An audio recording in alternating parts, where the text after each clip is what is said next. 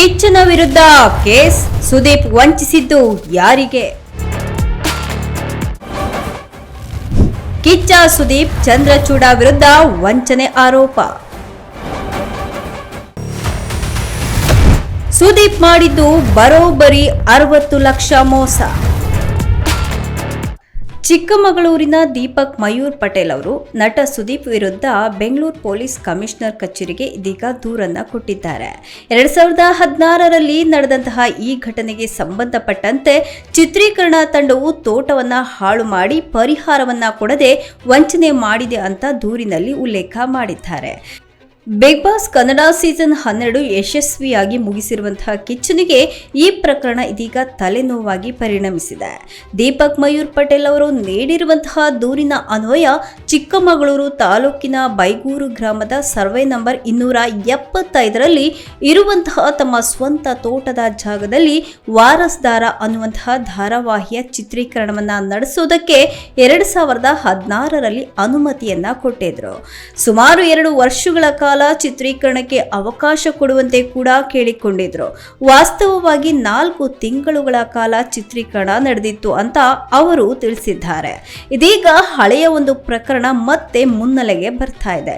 ದೂರುದಾರರ ಹೇಳಿಕೆಯಂತೆ ಧಾರಾವಾಹಿಯ ಕಲಾವಿದರು ಹಾಗೆ ತಾಂತ್ರಿಕ ಸಿಬ್ಬಂದಿ ವಾಸಿಸೋದಕ್ಕೆ ಶೆಡ್ಗಳನ್ನು ನಿರ್ಮಾಣ ಮಾಡುವಂತಹ ಸಲುವಾಗಿ ಕಾಫಿ ಗಿಡಗಳು, ಸಿಲ್ವರ್ ಮರಗಳು ಸೇರಿದಂತೆ ಬೆಳೆ ಬಾಳುವಂತಹ ಮರಗಳನ್ನು ಕಡಿದು ಹಾಕಲಾಗಿದೆ.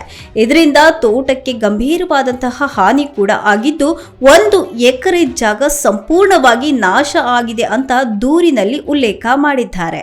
ನೋಟ್ ಬ್ಯಾಂಕ್ ಘೋಷಣೆಯ ನಂತರ ಚಿತ್ರೀಕರಣ ತಂಡ ಬೆಂಗಳೂರಿನ ಕಡೆಗೆ ವಾಪಸ್ ಹೋಗಿದ್ದು, ಬಳಿಕ ತೋಟದ ಜಾಗವನ್ನ ಸರಿ ಮಾಡದೆ ಹಾಗೇನೆ ಬಿಟ್ಟು ಹೋಗಿದ್ದಾರೆ ಅನ್ನುವಂತಹ ಆರೋಪ ಕೂಡ ಇದೆ.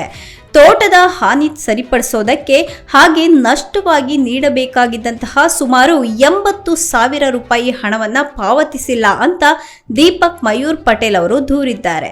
ಚಿತ್ರೀಕರಣದಿಂದ ತಮಗೆ ಉಂಟಾದ ನಷ್ಟಕ್ಕೆ ಸೂಕ್ತ ಪರಿಹಾರವನ್ನ ಕೊಟ್ಟಿಲ್ಲ ಅಂತ ಆರೋಪಿಸಿರುವಂತಹ ದೀಪಕ್ ಈ ವಿಷಯದಲ್ಲಿ ಹಲವಾರು ಬಾರಿ ಸಂಬಂಧಪಟ್ಟಂತಹ ಅಧಿಕಾರಿಗಳಿಗೆ ದೂರನ್ನ ಕೊಟ್ಟಿದ್ದಾರೆ.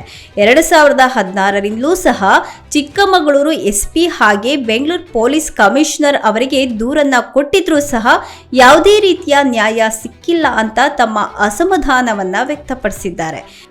ಇನ್ನು ಈ ಪ್ರಕರಣ ಈ ಹಿಂದೆ ನ್ಯಾಯಾಲಯದ ಮೆಟ್ಟಿಲು ಕೂಡ ಏರಿದ್ದು, ಆದರೂ ಸಹ ಸಮಸ್ಯೆಗೆ ಶಾಶ್ವತವಾದಂತಹ ಪರಿಹಾರ ದೊರಕಿಲ್ಲ ಅಂತ ದೂರುದಾರರು ಹೇಳಿದ್ದಾರೆ. ಮತ್ತೆ ಇದೇ ವರ್ಷದ ಜನವರಿ 16ರಂದು ಅವರು ಬೆಂಗಳೂರು ಪೊಲೀಸ್ ಕಮಿಷನರ್ ಕಚೇರಿಗೆ ಹೊಸದಾಗಿ ಮತ್ತೊಂದು ದೂರನ್ನ ಕೊಟ್ಟಿದ್ದಾರೆ. ದೂರಿನಲ್ಲಿ ನಟ ಸುದೀಪ್ ಜೊತೆಗೆ ಧಾರಾವಾಹಿಯ ಕೋ ಪ್ರೊಡ್ಯೂಸರ್ಗಳಾದಂತಹ ಮಹೇಶ್ ಹಾಗೆ ಗಡ್ಡ ವಿಜಿ ಅವರ ಹೆಸರುಗಳನ್ನು ಸಹ ಉಲ್ಲೇಖ ಮಾಡಿದ್ದಾರೆ. ಚಿತ್ರೀಕರಣದ ವೇಳೆ ಇವರು ಸ್ಥಳಕ್ಕೆ ಬಂದು ವ್ಯವಸ್ಥೆಗಳನ್ನು ನೋಡಿಕೊಂಡಿದ್ರು ಅಂತ ಹೇಳಿದ್ದಾರೆ. ಜೊತೆಗೆ ನ್ಯಾಯಕ್ಕಾಗಿ ಮತ್ತೊಮ್ಮೆ ಅಧಿಕಾರಿಗಳ ಮೊರೆ ಹೋಗಿರುವಂತಹ ಅವರು ತಮಗೆ ಉಂಟಾದಂತಹ ನಷ್ಟಕ್ಕೆ ತಕ್ಷಣ ಪರಿಹಾರ ಕೊಡಬೇಕು ಅಂತ ಒತ್ತಾಯ ಮಾಡಿದ್ದಾರೆ. ಈ ದೂರಿನ ಮೇಲೆ ಬೆಂಗಳೂರು ಪೊಲೀಸ್ ಕಮಿಷನರ್ ಕಚೇರಿ ಯಾವ ರೀತಿಯಾದಂತಹ ಕ್ರಮವನ್ನ ಕೈಗೊಳ್ಳಬಹುದು ಅನ್ನೋದು ಈಗ ಕುತೂಹಲಕ್ಕೆ ಕಾರಣವಾಗಿದೆ.